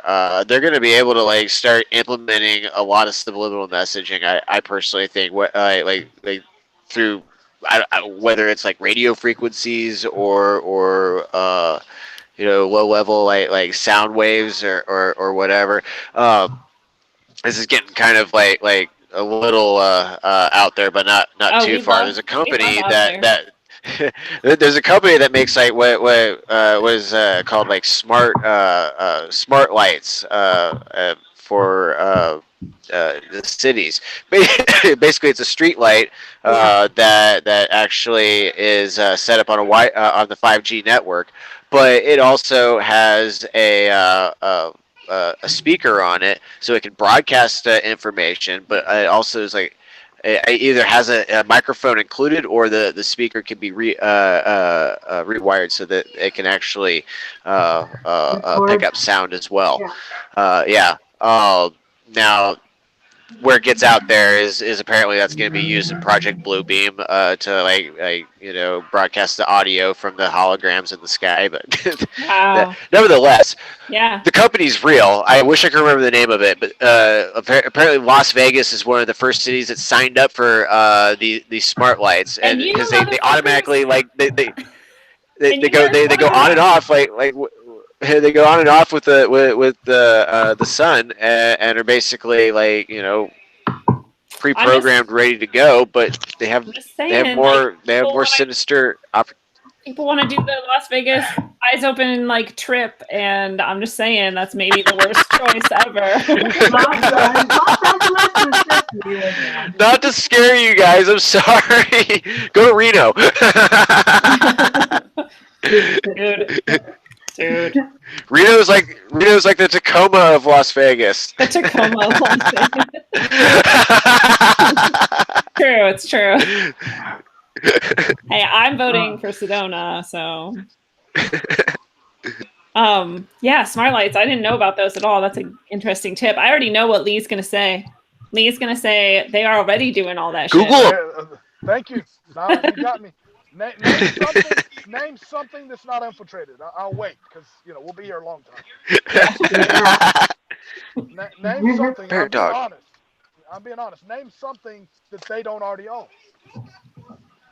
Yeah, no, I don't. Media, TV, internet, social media, your car, smart cars. Yep. Cell phones. Yeah. Computers. AI. What more do they need? It's already implemented.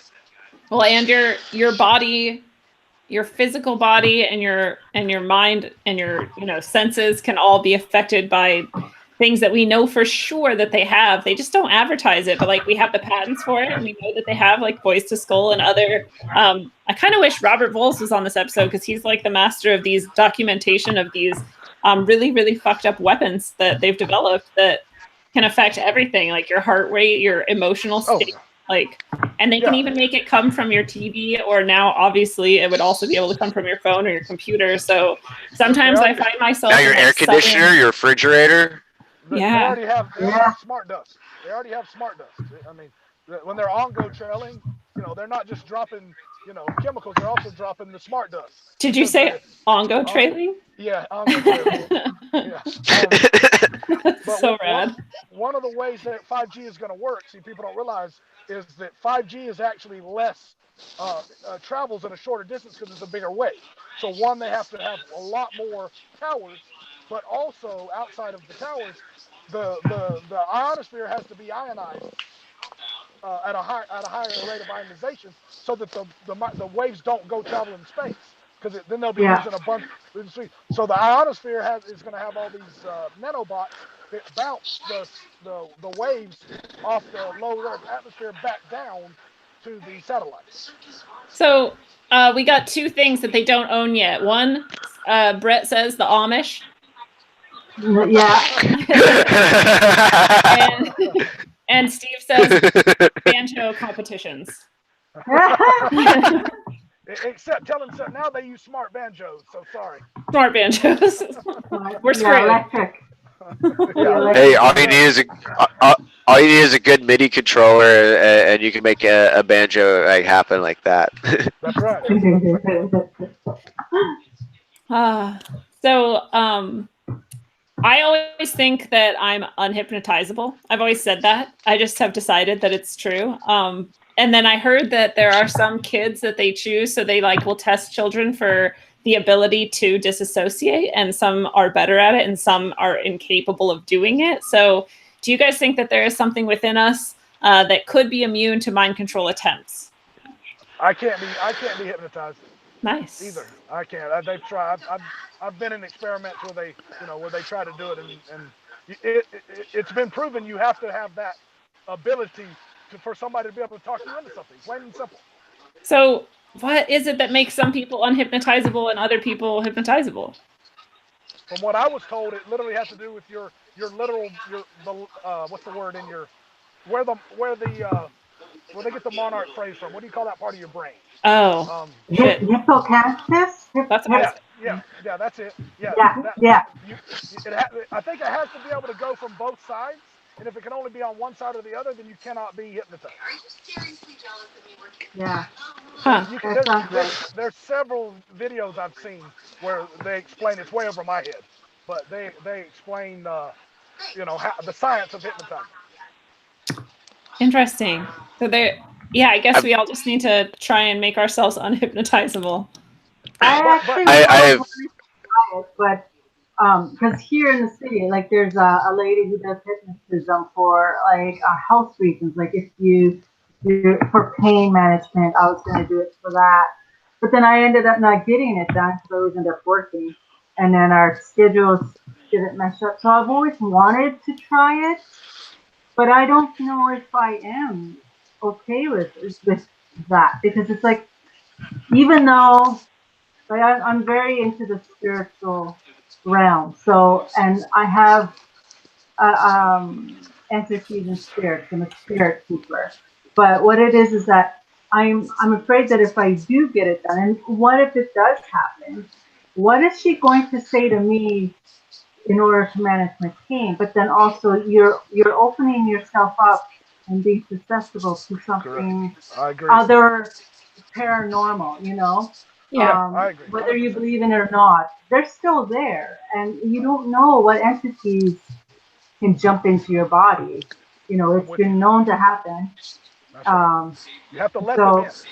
yeah, Yeah. so you're in a sense, if I say yes to like wanting to be hypnotized, and for whatever reason it does happen, does like I'm saying yes to not just this doctor person or whoever hypnotist that does it, but to other beings as well. Oh, that is an excellent. I really like that interpretation because I always Yeah. have to believe that you have some sort of will or agreement to it, and I do think that there's, a host of people, and I think they've been programmed. So I don't know if it's fair, but I feel like there's a host of people in society that want to be told what to do and how to think, and they Yeah. in some level they have agreed to it. Yeah. Not these banjo playing motherfuckers in the chat. Yeah. It's 100% will. You have to allow yourself, because there's so much. Actually, Ongo talks about it. He says that these people are they're willingly dissonant, meaning Yeah. there's so much truth out there. You literally have to walk around with blinders on to deny all Yeah. of it. Which there's lots of people every day we run into them that Right. totally deny. The mind control works so well on them that proof doesn't matter because it breaks their world. It changes their reality of themselves. Yeah. They'll literally flat out ignore it. Correct. Yes. In the face of absolute truth, they will just deny. Well then, so what do we recommend to people who are looking to avoid mind control altogether? Oh. Well, yeah. don't be stupid. I don't know any other way to say it. I'm thinking that. I'm thinking that. be objective. Be objective. Learn. Ask questions. Ask questions. Ask questions. Always ask why. That's why I think that's why children always ask why when they're young, right? Yeah. Like, well, why do you do this? Why do you do that? It's because they don't want to think in the box. They always expanding and they're always growing and they're always wanting to know more. And I think we get to that point where we're told, well, you can't learn anymore. So then you got to learn the one way of thinking, right? So then you avoid all that. Whereas if you want to learn more, I think it's just I think there's a time and place where like people just sit down and they're just like, I'm tired of the bullshit. Like, why? Why am I tired of the bullshit? What is changed in me to realize that I'm tired of the same old society bullshit that's being fed to me? And I think that's when people start waking up and start realizing, I'm not going to believe in this anymore.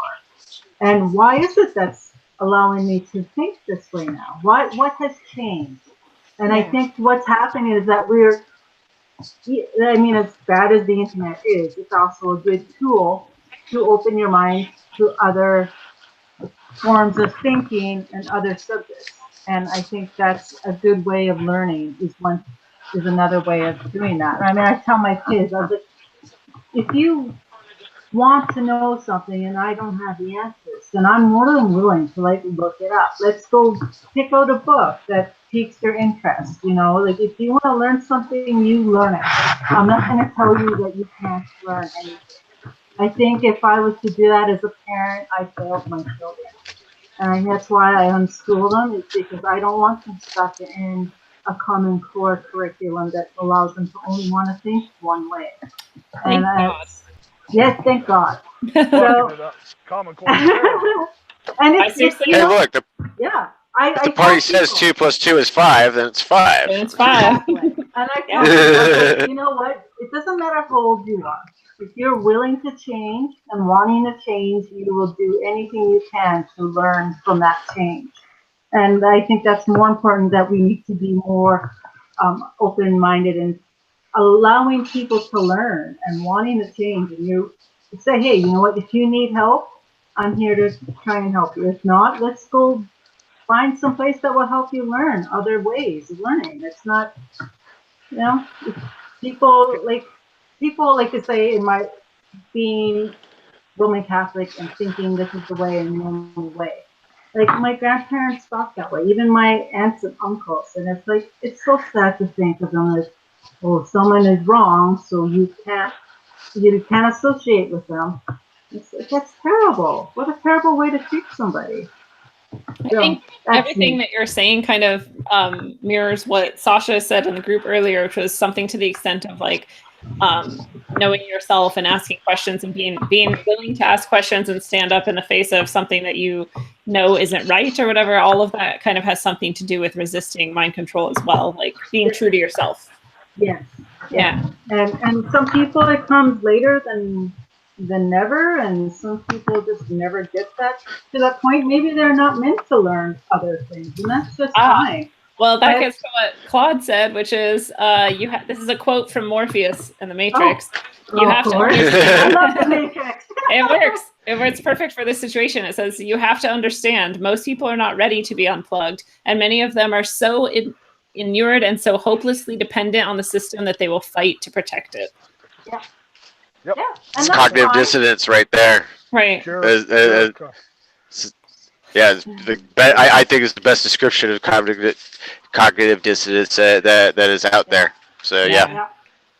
I just thought it was interesting how the Matrix, the Agent Smith, or no, what am I talking about? All the little people in the program like are ready to turn into Agent Smith at any time, right? Like everyone is really that. And then I think like in Inception, all the people in the dream are also ready to turn on the person and fight them if they start to poke holes in the dream world. Like in the it's an interesting parallel there between like fake worlds.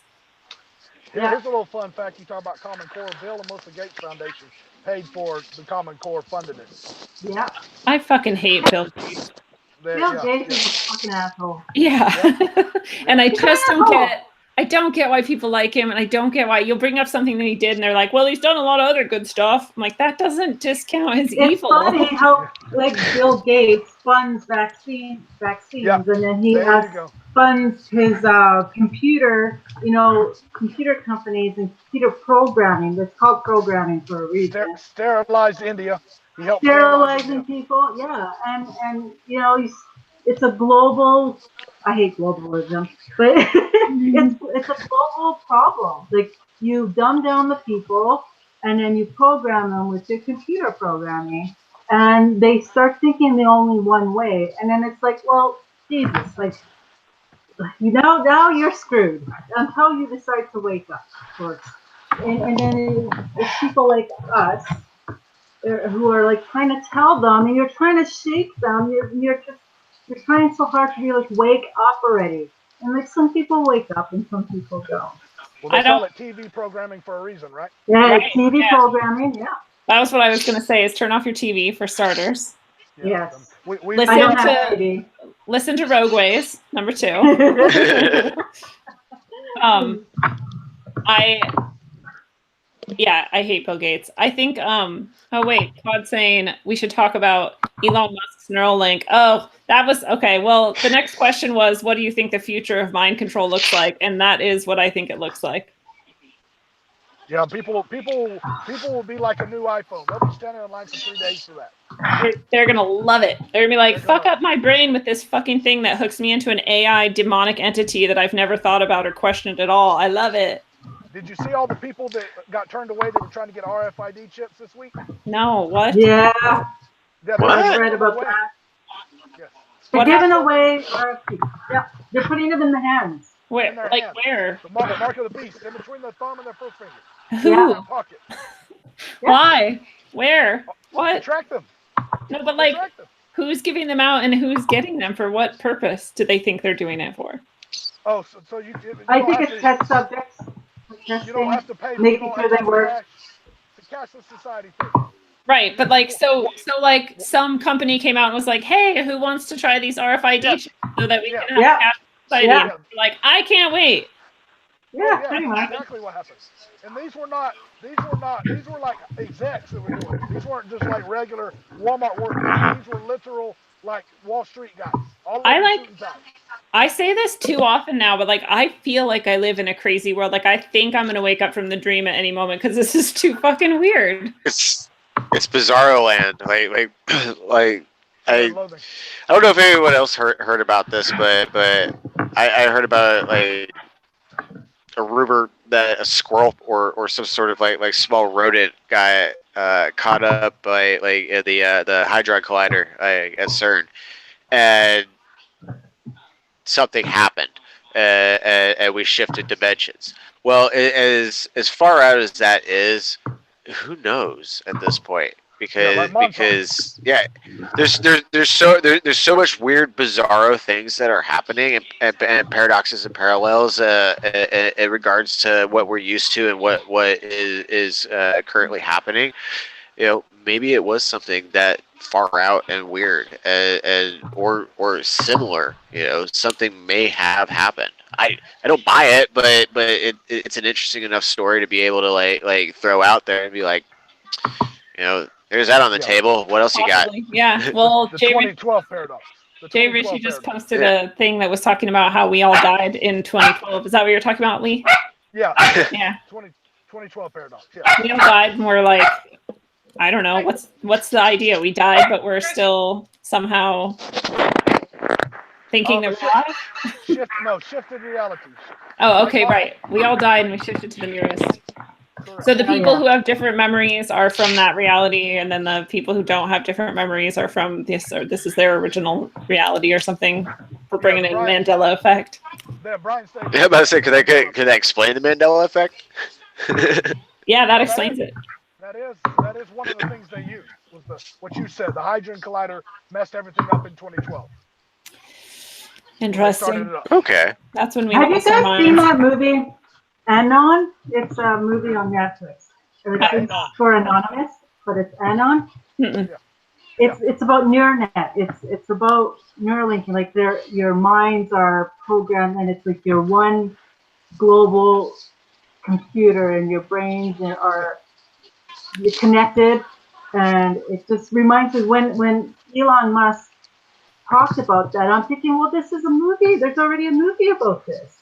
Yeah, So, this is it's like heavy in the pop culture for a it's while. like I can look at you and know your work, how old you are, whether you are you have a criminal record or not, and it's like oh my Yeah. god, like I saw that. That was yeah. So it's like when Elon talked about this being programmed, and it's like the moment that you do that, you really aren't free to walk away anymore.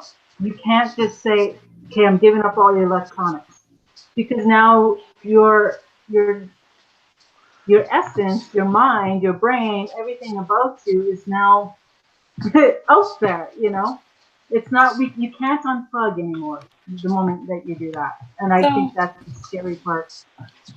Someone posted a link to a guy who, Paul Selig, and he doesn't like to call it channeling, but I think most people would understand it as channeling.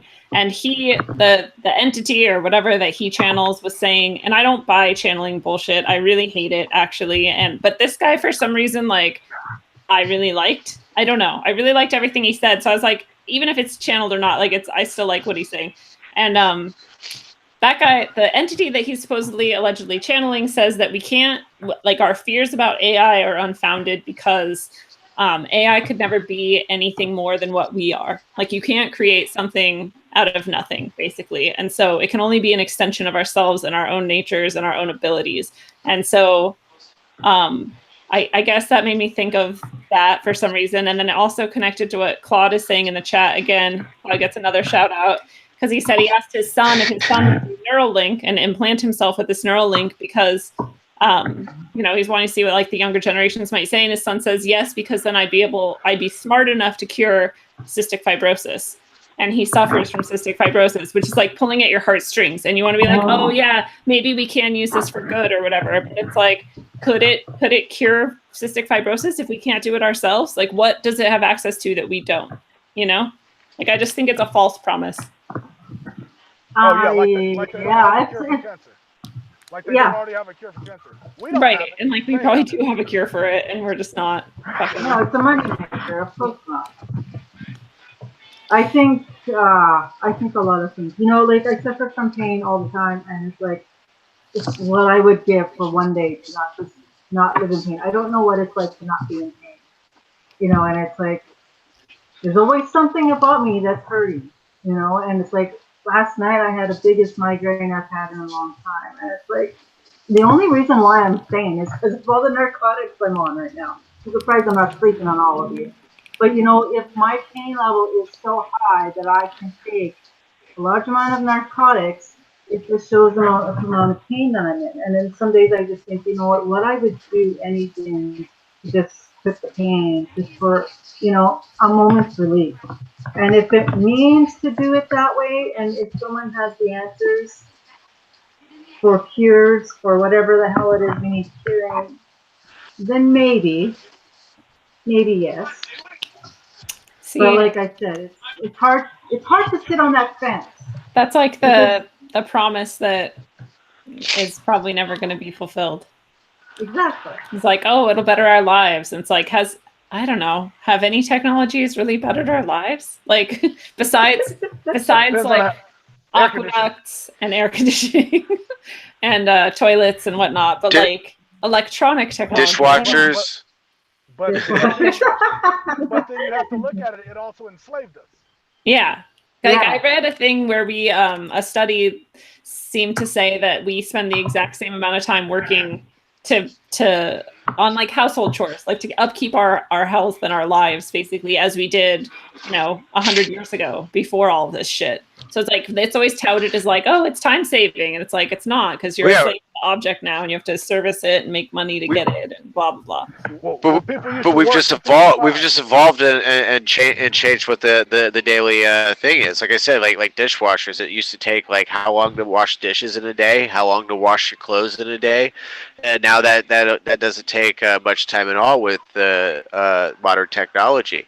So all we did was eventually evolve and like through mind control and marketing, Better Homes and Gardens, like type magazines, Country Living. They started like telling you what else you can occupy your day with that you used to not have to worry about because you were being artistic or being creative and making cookie baskets for the neighbors or whatever, but still like it kind of just instilled like this whole, I don't want to say like OCD like mentality like where you have to clean every spot in the house, but it gave people more of a reason to find more projects to do around the house to upkeep it and keep that going versus spending time with the family and just hanging out or just playing with the dogs or watching TVs at the right flicker rate. Yeah.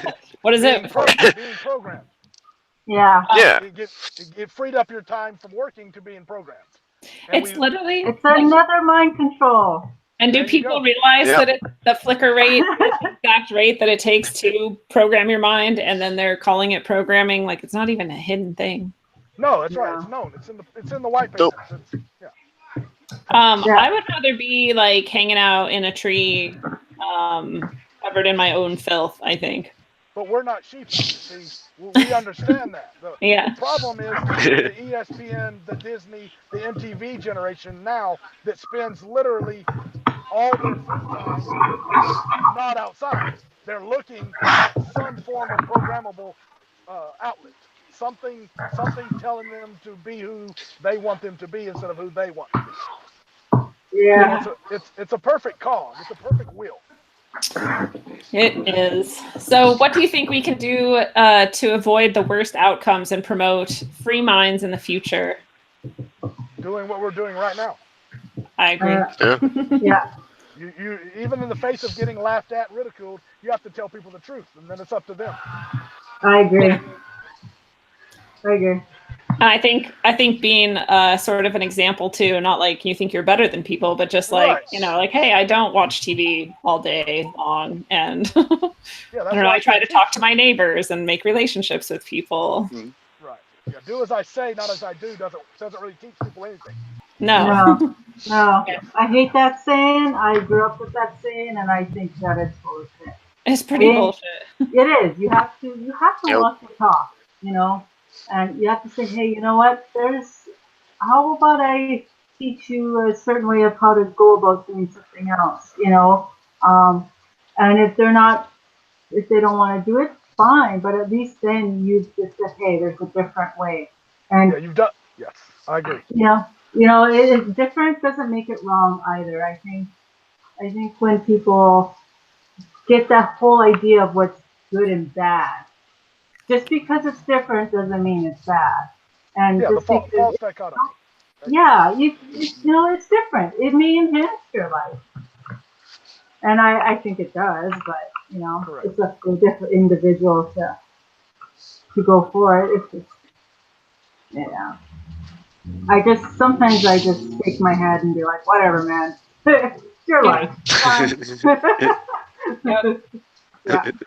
You can't force them to drink. That's right. Take the pill. Lead a horse to water, but you can't make it drink. If it wants to starve to death, that's its free will. Exactly. What do you think, Austin? Pretty much right there. The whole idea of lead the horse to water and can't make him drink. It's it's all about being able to have that free will and the choice to be able to make up your own mind. Are you going to sit there and be a part of it, or are you willing to actually stand up and say something about it and walk against the flow a little bit. It's okay to get laughed at, but if you're able to, present your arguments and hopefully information in such a way that people will be able to understand it, specifically for that person, they'll be able to make up their own minds. So yeah, because we all had someone like that, or else we wouldn't be here today, right? Mm-hmm. Yeah. All right, so wrapping it up, any last burning things that you want to throw out there that we haven't touched on before I ask you your final question? Mm-hmm. Anything we missed? We could go on for hours and hours. Yeah. Wrap it up.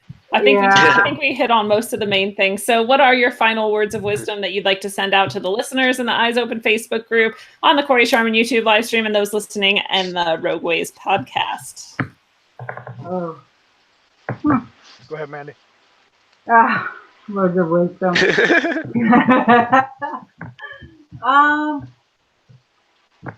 Oh my goodness, words of wisdom. I think that, when we start doing things differently, that's when change happens. And it can change for the best or it can change for the worst, but there's no reason to not try. I think we need to try to do things just a little bit different. It's not so much doing better, knowing better. It's just, a different way. And, it can either benefit you or hinder you in it. And if it works for you, why not let other people know? It's just a different way to make your life a little easier, and it doesn't necessarily have to be technology. And I think that's what we need to start doing, is stepping back and realizing that we're being enslaved. And it's a type of mind control, and I think we are just so ingrained that believing mind control is a good thing for us. That's how they're getting us to line up to all these.